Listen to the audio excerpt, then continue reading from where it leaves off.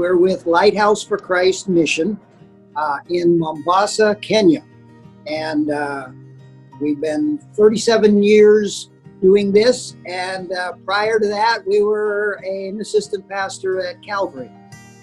So our ministry is especially pastoral mentoring, training, and it is church planting.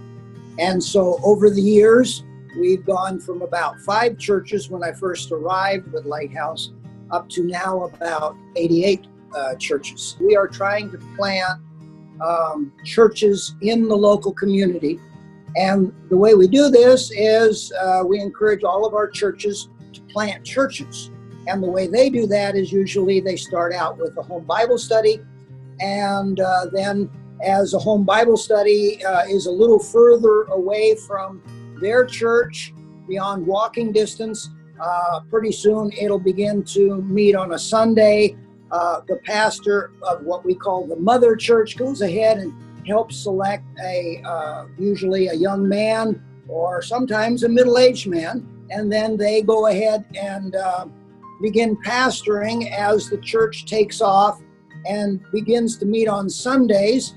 We want them to begin to come to our Bible school. So oftentimes I meet these men as they start to attend our Bible school. We have a senior class of generally high school leavers, which is the city pastors oftentimes. And then we have a junior class, which is generally about 8th grade level, which that would be more rural churches. And then even beyond that, sometimes we have Swahili pastors that don't know English at all. And so this particular year, we have 5 Swahili pastors. We have about 5 or 6 in our junior class, and I have 3 or 4 in our senior class, which also has young people who are taking a gap year from after high school and are just coming to learn. And we also try and train them in a job, because all of our pastors are usually bivocational, so that they usually, how do they get started? We don't pay them, so they go ahead and they're usually a bivocational. They have another job, they get the church started, they even come to our Bible school. We had one, James Kimondo, one of our pastors. He came and he was a security guard.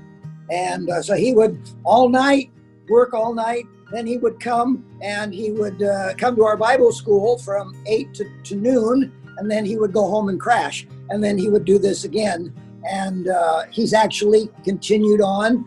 We have a second course called Bible Training for Pastors, which is solely for pastors and training them in many areas. And then finally, if their church gets up to above 50, 60 adults, we try and send them to a seminary level, a diploma course.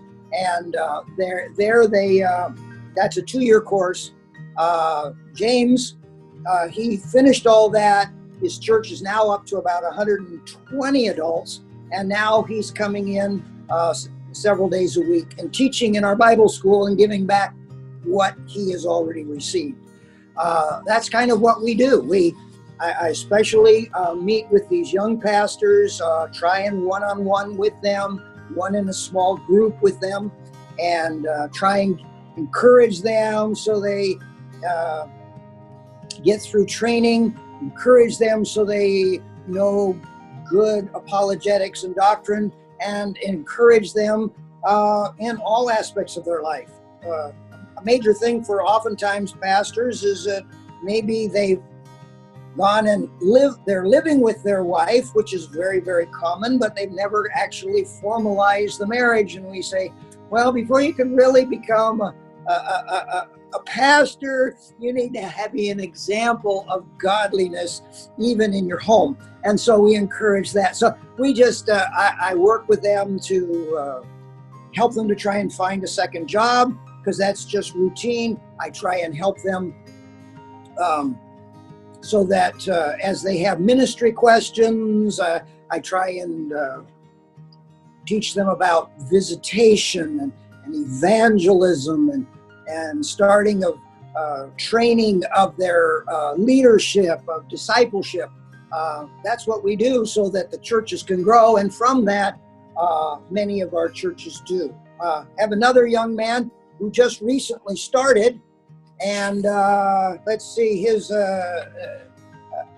that's James Kimega of Kiko Gorini, out 100 miles from Mombasa, out near Voi, and his father, his uncle, was a pastor, and so he felt called to be a pastor. So his uncle said, well, start a little church, and then they sent him to the Bible school where I got to know him.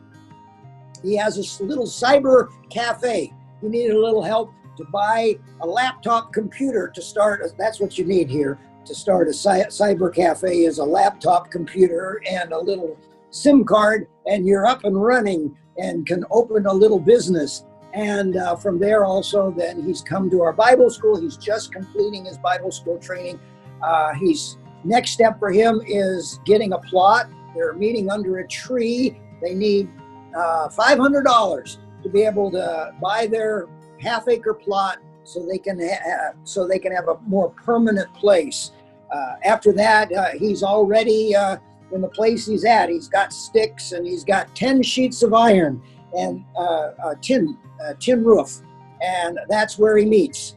And so I meet with him regularly. So that's how we build the local church. We one pastor at a time, and encouraging each of the pastors to plant new churches, and these pastors, new pastors coming up, getting into our Bible training, and from there we help them get their churches going, started, and once they're finished with education, their education is free. We subsidize that. But once that is done, then they're on their own and they are up and running. And by the time they finish, it's now 4 years of training.